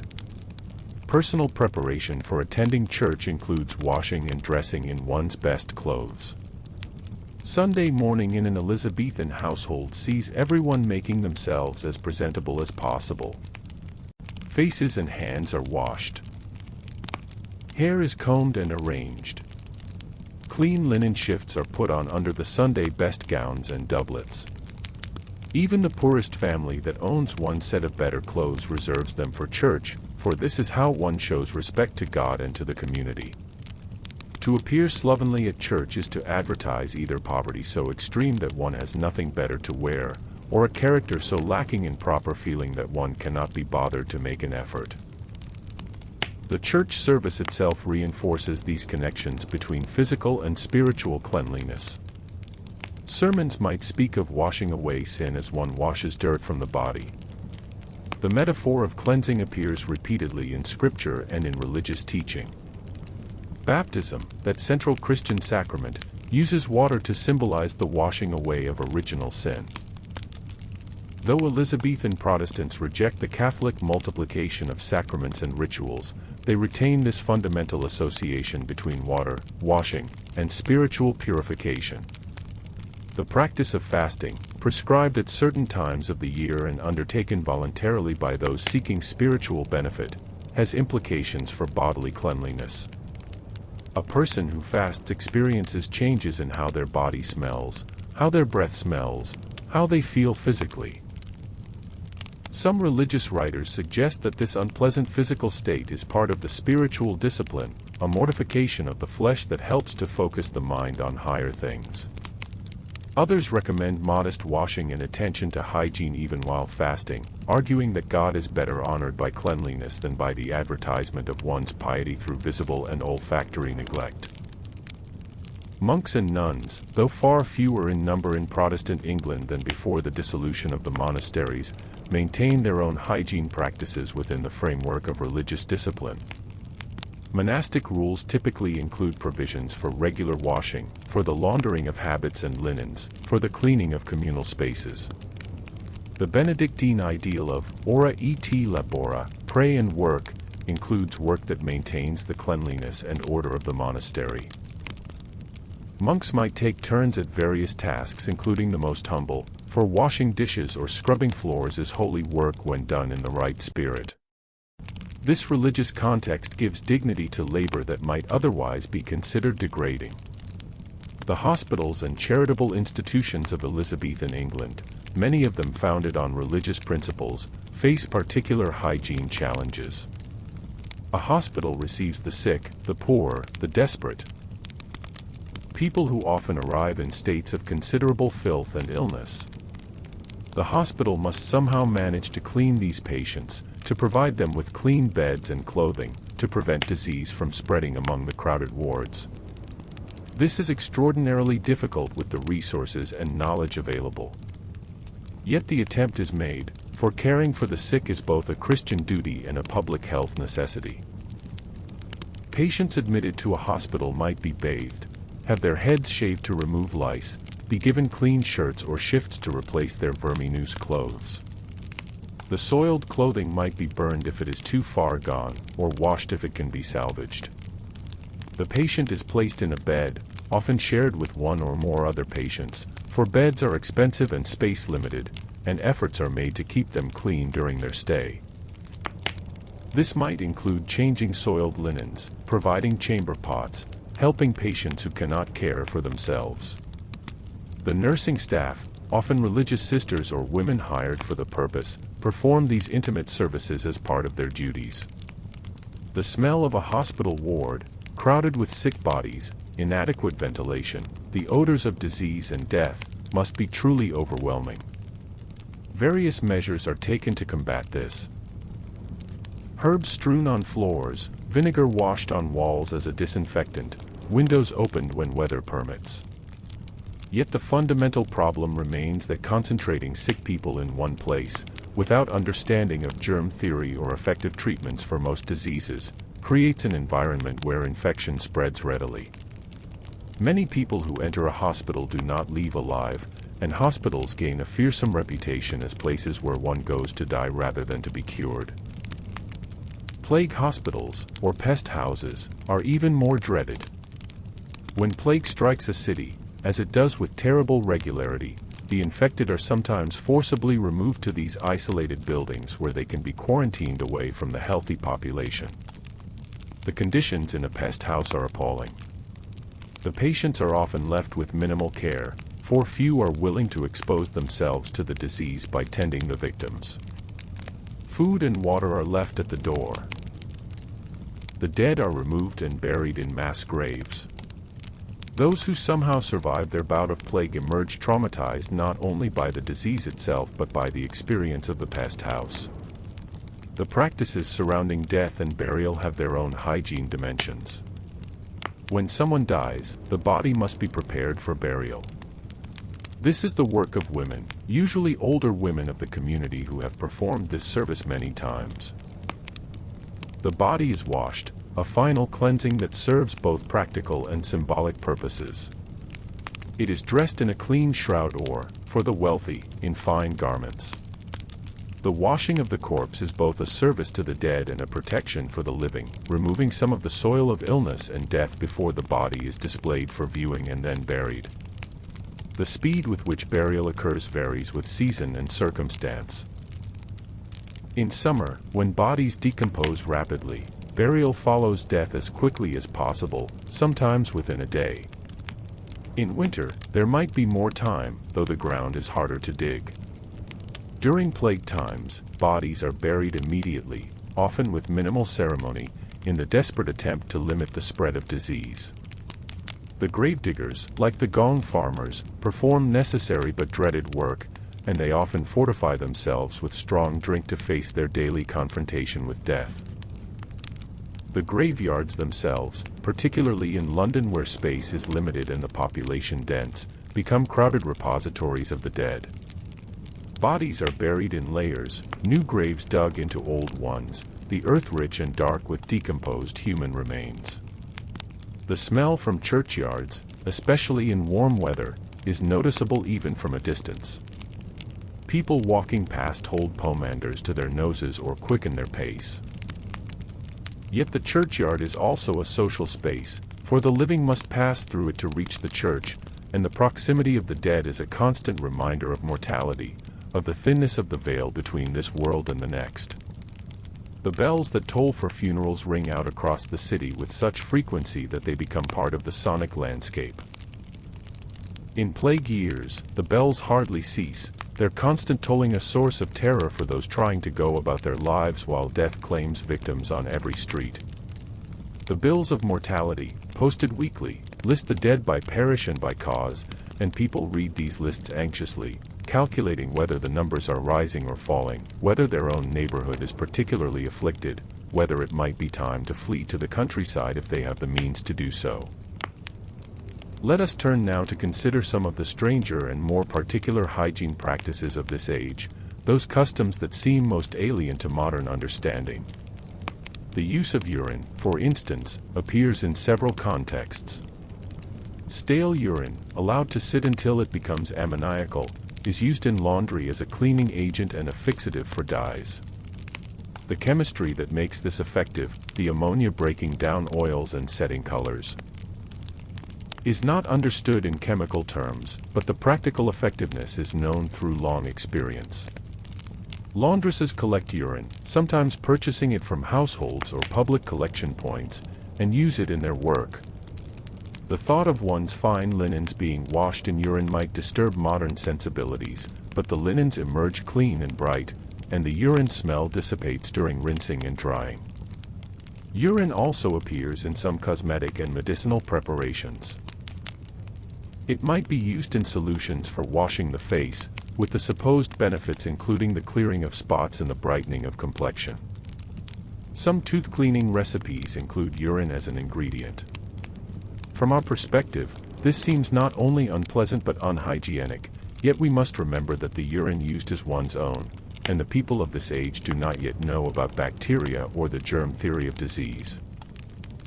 To them, urine is simply another bodily fluid with certain properties that can be harnessed for practical purposes. Animal fats and rendered greases play important roles in hygiene and cosmetic preparations. These substances are used as bases for ointments, as moisturizers for skin and hair, as lubricants for various purposes. Goose grease is particularly valued for its smoothness and penetrating quality. It might be mixed with herbs and used as a salve for chapped hands or lips. Bear grease is prized as a hair treatment, believed to promote growth and add shine. These animal-derived substances are the ancestors of our modern cosmetic oils and creams, though we have generally replaced them with plant-based or synthetic alternatives.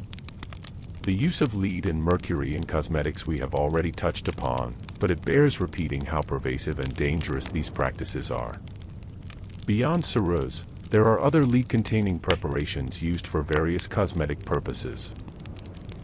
Mercury appears in treatments for syphilis, administered both internally and externally, often doing as much damage as the disease itself. The physicians of the age have a saying about syphilis treatment: a night with Venus, a lifetime with Mercury, acknowledging both the source of the disease and the grim nature of its treatment. Those undergoing mercury treatment suffer excessive salivation, loosening of teeth, tremors, and other symptoms of mercury poisoning, yet mercury remains the standard treatment because it does seem to sometimes reduce the symptoms of syphilis, at least temporarily. The connection between disease and hygiene is understood in Elizabethan England, though not in the way we now understand it. Disease is believed to arise from imbalanced humors, from miasmas and bad air, from divine punishment for sin. The idea that tiny invisible creatures might cause disease is not yet established, though there are hints and speculations in some learned writings. Girolamo Fracastoro, earlier in the century, proposed a theory of disease transmission through seeds or germs, but this idea has not yet taken hold. The prevailing understanding focuses on air, on environmental factors, on the patient's own constitution. This understanding shapes hygiene practices in particular ways. If disease comes from bad air, then good air, scented air, is protective. If disease results from humoral imbalance, then maintaining that balance through proper diet, exercise, and elimination is essential. If disease is divine punishment, then spiritual cleanliness matters as much as physical cleanliness. These beliefs are not stupid or irrational within their context. They represent serious attempts to understand and control the terrifying reality of disease in an age when medical knowledge is limited and death is ever present. The practice of bloodletting, though primarily medical rather than hygienic, does intersect with concepts of cleanliness and purification. Blood is let to restore humoral balance, to purge excess or corrupted blood from the body. The procedure involves either using leeches, which attach themselves and feed until sated, or cutting a vein with a lancet and allowing blood to flow into a bowl. After bloodletting, the wound must be bound and kept clean to prevent infection. The patient is expected to rest, to drink restorative broths, to take care while the body recovers from the loss of blood.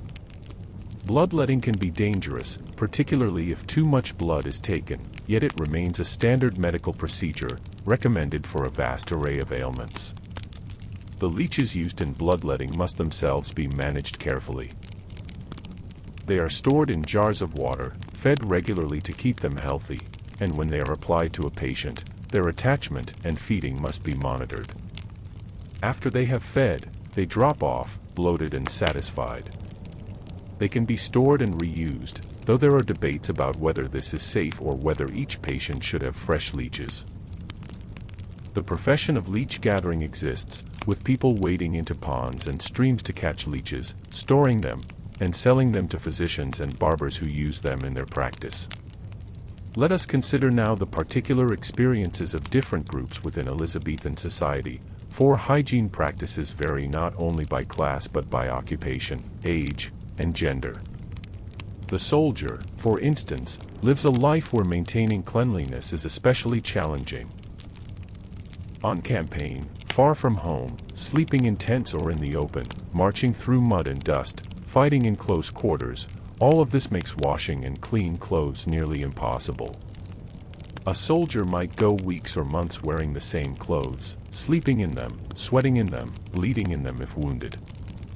When soldiers return from campaign, they often bring lice, disease, and the ingrained filth of military life with them. The sailor faces similar challenges. Ships are cramped, water is precious and mostly reserved for drinking, privacy is non-existent. Sailors sleep in hammocks slung close together, wear the same clothes continuously, and use the head, the privy area at the bow of the ship, which is merely a plank with a hole, positioned so that waves wash beneath it. The smell below decks on a ship, where hundreds of men live in proximity with inadequate ventilation, with bilge water sloshing in the hold, with the scent of tar and salt and unwashed bodies, is legendary. Sailors become so accustomed to it that they hardly notice, but visitors to a ship are often overwhelmed. Yet sailors do have one advantage in terms of hygiene: when the weather is warm and the sea calm, they can bathe in the ocean. Swimming in salt water, while not providing the same cleansing as fresh water and soap, does remove some of the accumulated grime and offers the psychological benefit of feeling cleaner. Sailors also wash their clothes in seawater when possible, wringing them out and hanging them in the rigging to dry. The salt left behind in the fabric can be irritating to skin, but it is better than not washing at all. The miner, descending into the dark earth to extract coal or tin or lead, emerges each day blackened with dust. Mining is one of the dirtiest occupations imaginable, and miners often remain visibly marked by their work even after washing. The coal dust works its way into the pores, under the fingernails, into the lines of the palms. A miner scrubs with harsh soap and rough cloths, and still some of the darkness remains. Mining communities develop their own customs around cleanliness. The washing of miners might be done in communal areas, with water heated in large quantities so that workers can scrub themselves after their shifts. Mining wives become expert at laundering work clothes, at removing stains that seem permanent, at maintaining what domestic cleanliness they can despite the nature of their husband's work. The tanner, who works with animal hides and the noxious chemicals used to cure them, also lives with the marks and smells of occupation. Tanning requires urine, excrement, and various other substances that smell terrible. A tannery is not a place where the squeamish venture. The tanner himself becomes so permeated with these smells that they follow him everywhere. He might wash thoroughly, change into clean clothes, and still carry the scent of his trade. This makes tanners social outsiders to some degree, for people avoid standing too close, avoid sitting next to them in church or tavern. Yet tanned leather is essential for so many purposes: shoes, belts, saddles, bookbindings, bottles, that tanners are necessary and grudgingly tolerated despite the offense they give to sensitive noses. The butcher, dealing daily with blood and flesh, faces similar social complications. Blood stains are notoriously difficult to remove. A butcher's apron, his clothes beneath, even his skin may carry reddish-brown stains that resist washing. The smell of raw meat clings to him. He becomes associated in people's minds with the slaughter of animals, with blood and death, and while his work is necessary and his products desired, he himself may be viewed with unease. Butchers form their own guilds, their own communities, finding solidarity among those who understand the demands and difficulties of the trade. The prostitute, living at the margins of respectable society, must nonetheless attend to hygiene, for her livelihood depends on being appealing to customers. She washes regularly, uses perfumes and cosmetics, tries to present herself attractively despite the difficult circumstances of her life. Yet she also faces particular health hazards, including the risk of syphilis and other diseases transmitted through sexual contact. A prostitute showing signs of disease loses customers, and in an age before effective treatment, these diseases can destroy both health and looks. Some prostitutes use various preparations that are supposed to prevent disease or cure it: douches, pessaries, internal washes, but these are largely ineffective and sometimes dangerous. The actress, a figure just emerging in Elizabethan England as the theatre becomes a popular entertainment, occupies an ambiguous social position similar in some ways to the prostitute. To appear on stage, to be looked at by crowds of men, to portray characters in stories, is considered immodest and even immoral by many. Actresses, and in Elizabethan England, female roles are still primarily played by boys and young men, must be concerned with appearance, with the cosmetics and costumes that create their stage personas. The theater uses elaborate makeup, wigs, padding, all manner of artifice to transform performers into the characters they portray. The removal of this makeup after performance, the cleaning of faces thick with ceruse and rouge, is a nightly ritual. The monk or nun, though rare in Protestant England, still exists in Catholic households that maintain private chapels and, in some cases, in secret communities. The religious life includes specific hygiene practices structured by the rule of the order. There are designated times for washing, for changing linens, for the communal cleaning of living spaces. These activities are invested with spiritual significance, for the cleanliness of the body reflects and supports the purity of the soul. The nun's wimple and habit must be kept clean, her cell must be swept and ordered, her person must be modest and well maintained. This discipline of cleanliness becomes part of the larger discipline of religious life. The scholar, spending hours bent over books in libraries or studies, faces the particular challenge of remaining clean while working with materials that themselves accumulate dust. Books, especially old volumes, are dusty repositories of knowledge. Handling them leaves fingers blackened with old ink and the accumulated grime of years. The scholar washes hands frequently, tries to keep a clean cloth nearby for wiping fingers, but still finds that the pursuit of knowledge leaves physical traces. Ink stains on fingers are the mark of one who writes much, and scholars often carry these stains as badges of their intellectual labor. The physician, paradoxically, may not be as clean as we might hope. Medical practice in this age involves examining bodies, handling various substances, performing procedures like bloodletting and surgery without the benefit of antiseptic technique. A physician might move from patient to patient without washing hands, might wear the same coat stained with the blood of previous patients, might carry disease from one sickroom to another without realizing it. Some physicians are fastidious about cleanliness, changing their linens frequently and washing carefully, but others are less concerned.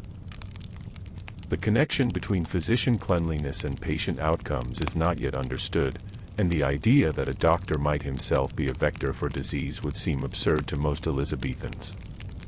The midwife, attending women in childbirth, must manage the blood and fluids of labor while trying to maintain cleanliness for the sake of mother and child. She washes her hands before attending a birth, ideally, though in emergencies or in poor households there may not be time or facilities. She brings clean linens to swaddle the newborn, instructs the household in preparing clean bedding for the mother's recovery.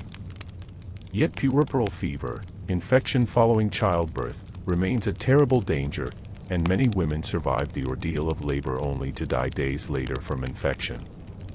The midwife cannot prevent what she does not understand, and she often watches helplessly as women in her care develop the telltale fever and pain that signal an infection taking hold.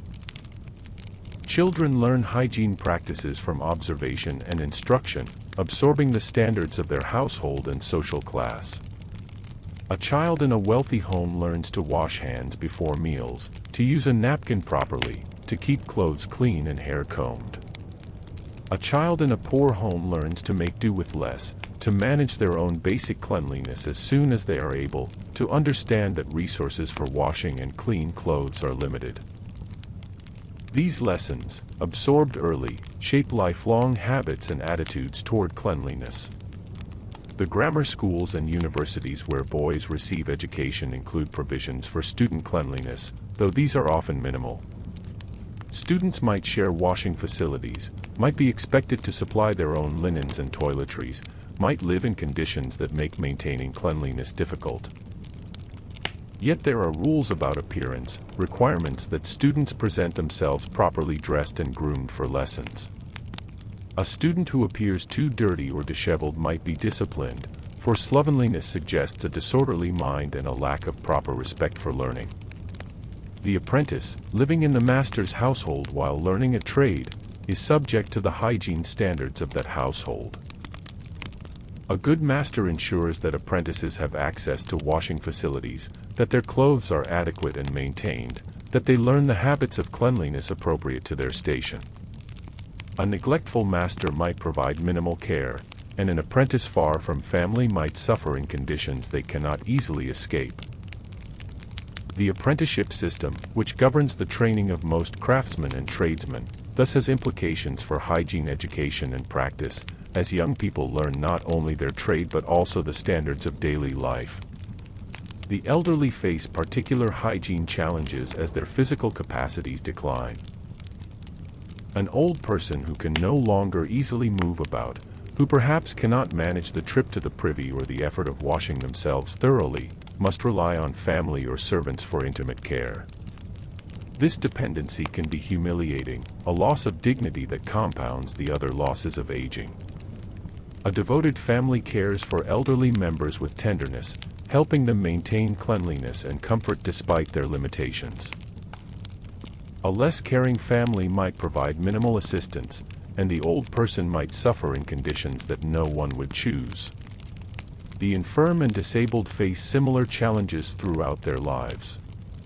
Someone who cannot walk easily, cannot use their hands normally, cannot see or hear or manage the ordinary tasks of self-care, requires assistance that may or may not be readily available. In an age without wheelchairs, without many of the adaptive devices we now take for granted, disability severely limits one's ability to manage personal hygiene independently. The quality of one's life depends heavily on the care provided by others, and that care varies enormously based on family circumstances, social position, and simple human compassion or its lack.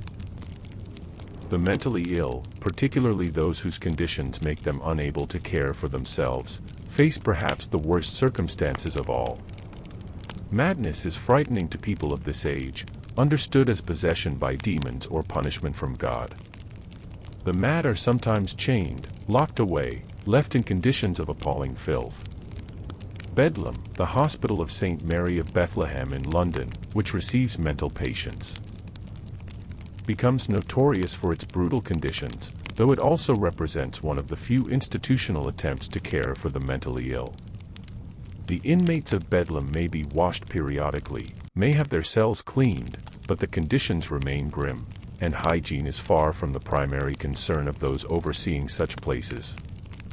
Let us consider now the cycle of the day and the year and how hygiene practices fit into these rhythms. The day begins with rising, with the first attentions to face and hands, with the changing of night shift for day clothes. As the day progresses, hands might be washed before and after meals, after using the privy, after any task that dirties them. Faces might be splashed with water if one becomes hot or dusty. As evening approaches, there are preparations for night, the washing of face and hands again, the change back into the night shift, the private rituals of prayer and bed-making. This daily rhythm, repeated with variations across all levels of society, structures hygiene into regular patterns. The week brings its own patterns. Sunday requires special preparation for church. Perhaps one day is designated for major cleaning tasks, for laundering, for the maintenance activities that keep the household functioning. Market days bring opportunities to purchase supplies needed for hygiene: soap, herbs, perfumes, cloth for making new linens. The rhythm of the week organizes labor and leisure, and hygiene practices fit into this organization. The seasons bring dramatic changes. Spring cleaning is a real and necessary undertaking after winter's confinement. Windows are opened wide, rooms are swept and scrubbed, linens are washed and hung out to air in the gentle spring sunshine. The house shakes off winter's mustiness and welcomes fresh air and light. Summer requires different attentions. More frequent changing of clothes, efforts to combat flies and other insects, strategies for staying cool in the heat. Autumn brings preparations for winter, including the thorough cleaning and storing of summer garments, the preparation of winter clothes, the gathering and storing of herbs and supplies. Winter enforces a retreat indoors, a huddling together for warmth, a tolerance for closer quarters, and the inevitable reduction in freshness that comes with sealed windows and bodies pressed together for heat. The great yearly celebrations, Christmas, Easter, May Day, harvest festivals, include preparations that touch on hygiene and presentation. One dresses in one's best for these occasions, washes carefully, perhaps even undertakes a rare full bath if the celebration is important enough. The house is cleaned, special attention, decorated with seasonal greenery or flowers, made as welcoming as possible for guests or simply to honor the occasion. These moments of heightened attention to cleanliness and beauty punctuate the year, providing goals to work toward and memories to cherish. The life cycle itself brings moments of special attention to hygiene. Birth requires the preparation of clean linens, the washing of the infant, the care of the mother during recovery. Baptism, that crucial ceremony admitting the child into the Christian community, uses water as its central symbol. Marriage brings the bride to her new home, ideally with a chest of linen she has prepared, marking her readiness to manage a household. Death requires the final washing, the preparation of the body, the rituals of mourning that include the maintenance of proper appearances despite grief. Throughout all of this, there runs a constant tension between the ideal and the achievable. People know what cleanliness looks like, what it feels like, what benefits it brings. they aspire to it according to their means. Yet the practical difficulties are enormous. Water is heavy to carry and slow to heat. Soap is expensive or laboriously made at home. Cloth for linens requires sheep to provide wool or flax to be grown and processed. The labor of washing, of maintaining cleanliness in a pre-industrial age, is staggering in its demands. That people manage as well as they do, that standards are maintained and even improved over time, speaks to the value placed on cleanliness and the determination to achieve it despite obstacles. The innovations in hygiene that occurred during Elizabeth's reign and in the years immediately following will eventually contribute to significant improvements in public health, though the connections will not be understood for centuries. The slow spread of glass windows, allowing more light into homes and making it easier to see dirt, encourages more thorough cleaning. The gradual improvement in water supply systems in some cities makes water more accessible. The increasing availability of soap as production methods improve and prices fall puts this essential cleaning tool within reach of more people. The spread of literacy means that books of household advice circulate more widely, sharing knowledge about hygiene practices and recipes for cleaning preparations. Yet we must also acknowledge what is lost or never achieved in this age. The Roman tradition of public baths, which provided facilities for bathing across social classes, has long since disappeared in England. The sophisticated water supply and sewage systems of ancient Rome are half-remembered marvels, not living technologies. The medieval bathhouses have fallen into disrepute or been closed by nervous authorities.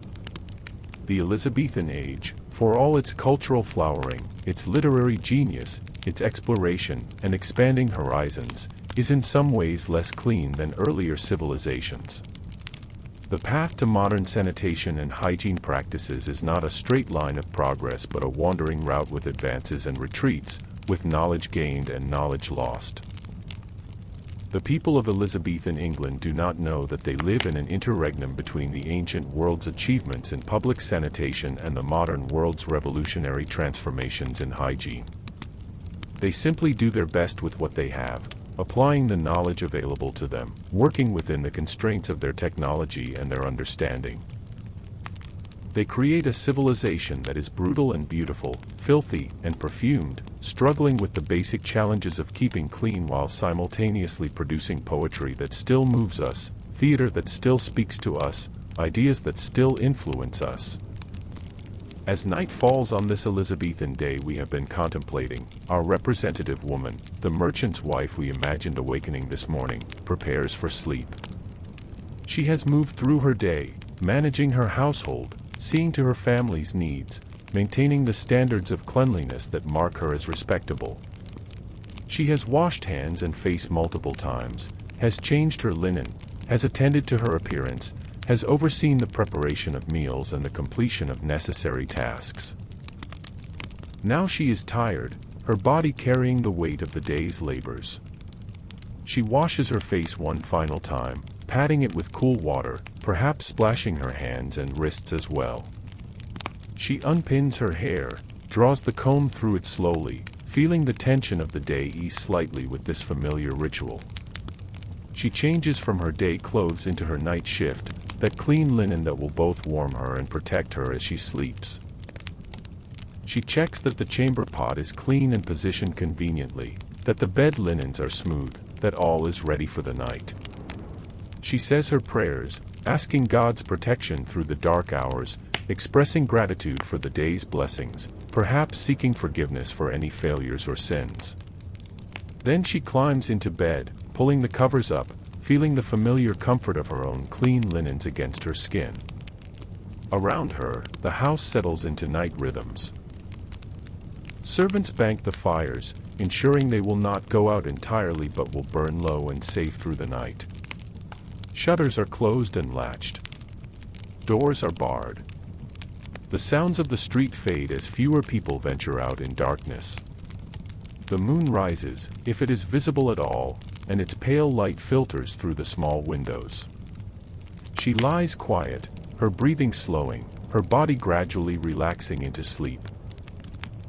In this moment, between waking and sleep, she is connected to all the people of her age and all the people of every age who have sought the simple comfort of cleanliness, of order, of safety as they surrender to sleep's embrace. Her experiences today, the washing, the dressing, the maintenance of her person and her household, link her backward to her ancestors and forward to us, her distant descendants.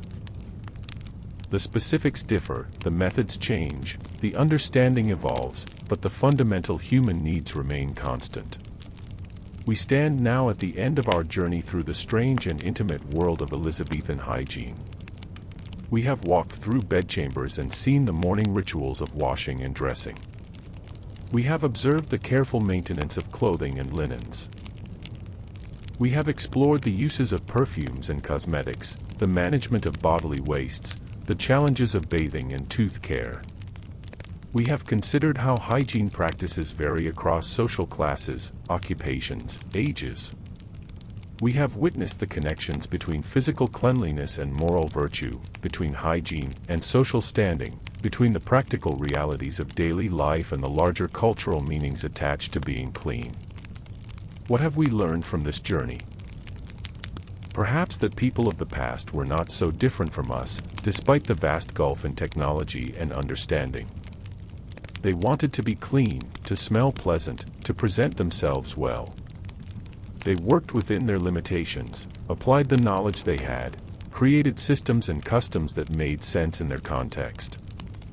They were neither foolish nor ignorant, but rather practical people dealing with practical problems as best they could. We might also have learned humility, recognizing that our own practices, which seem so obviously correct to us, may appear as strange to future generations as Elizabethan hygiene appears to us. The confident certainty with which we scrub and sanitize, the products we trust, the procedures we follow, all of this rests on our current understanding, which is surely incomplete and will certainly evolve. We are not at the end of history any more than the Elizabethans were. We are simply people of our own time, doing our best, as they did. And perhaps we have learned appreciation for the tremendous progress that has been made in public health, in sanitation, in hygiene practices. The clean water that flows from our taps, the soap readily available, the washing machines and showers and toilets that require no thought or effort, the understanding of germs and disease transmission that guides our behaviors. All of this represents the work of countless people over centuries, gradually building knowledge, improving technology, creating the infrastructure of modern life. We are the beneficiaries of this accumulated wisdom and effort, and we owe it to those who came before to appreciate what we have inherited. As we prepare to leave this Elizabethan world and return to our own time, let us carry with us not just the strange facts we have learned but also a deeper sense of connection to the past. These were real people living real lives, facing real challenges. Their solutions seem odd to us now, but they were solutions nonetheless, carefully thought out, passed from generation to generation, adjusted and refined through experience. They lived and loved, worked and worried, hoped and feared.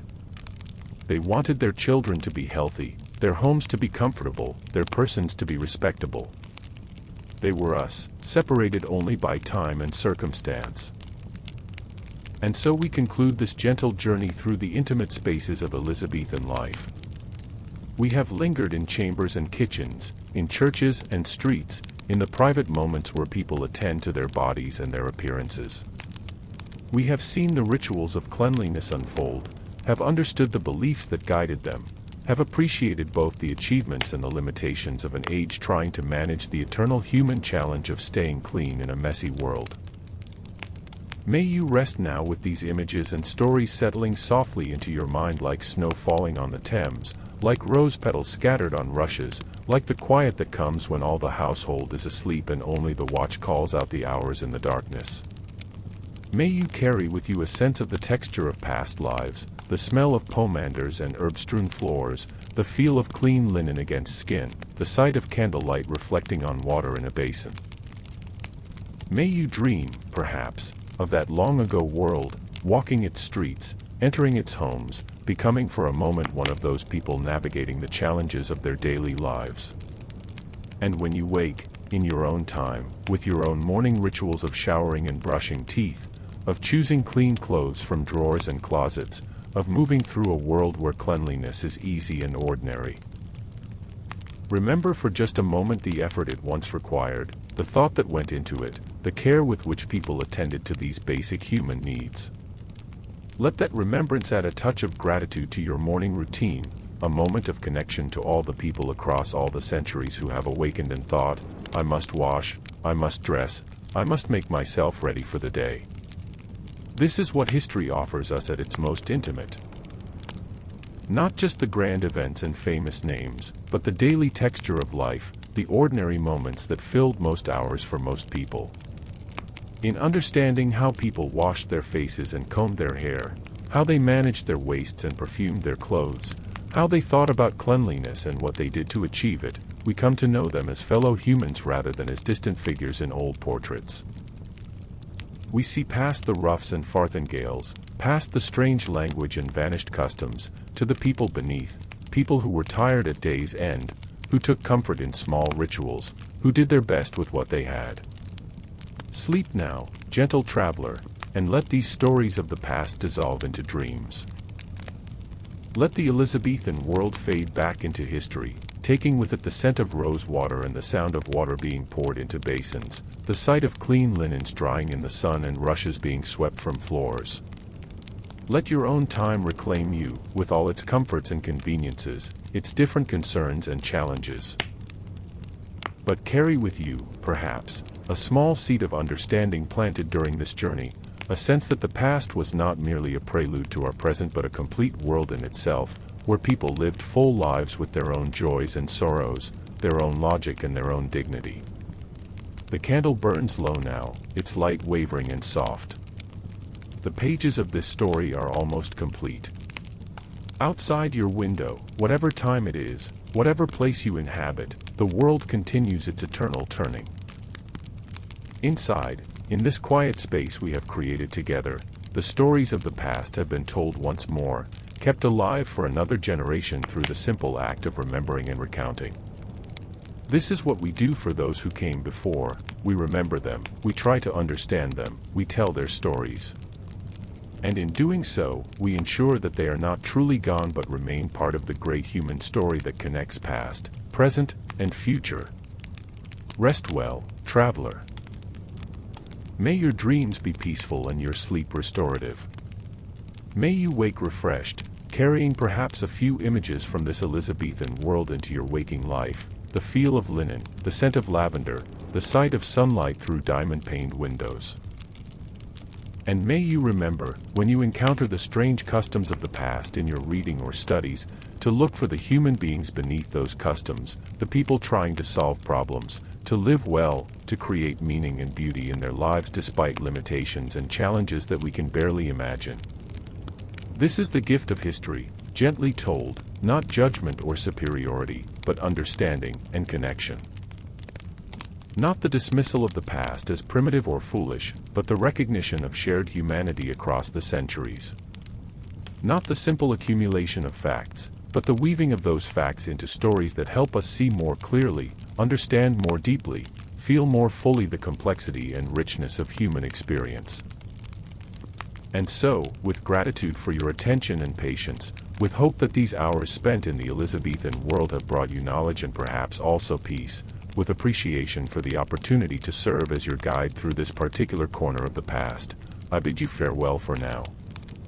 The journey ends, but the destination, a deeper understanding of how people lived, how they thought, what they valued, remains with you. May you carry it lightly and well. May it enrich your sense of human possibility and human endurance. May it remind you, in moments when the present seems difficult, that people have always faced challenges and found ways through them. May it inspire you, in moments of gratitude, to appreciate the progress that has been made and to contribute, in whatever way you can, to further improvements for those who will come after us, just as those who came before us contributed to the world we have inherited. Sleep now in peace, knowing that the past has been honored, the stories have been told, and the connection between then and now has been renewed once more. Let the rhythm of these words carry you gently into rest, like a lullaby from across the centuries, like the soft voice of history whispering that we are all part of one great human family, separated by time but united by our common hopes and struggles. Rest, and dream, and wake renewed. The past awaits other journeys, other explorations, other moments of quiet discovery. But for now, this journey is complete. Good night, traveler. Thank you for walking this path with me through the intimate, peculiar, touching world of Elizabethan hygiene, a world of chamber pots and pomanders, of ceruse and rose water, of linen shifts and strewing herbs, of people trying, always trying, to be clean and respectable and human in all the best senses of that word. May their memory rest softly with you as you rest, a gentle reminder that we are all travelers through time, doing our best with what we have, reaching always towards something better while honoring where we have been. The story is told. The candle gutters. The night deepens. And in that deep night, all the ages meet and mingle, past and present and future flowing together like streams into a river, carrying us all forward into tomorrow.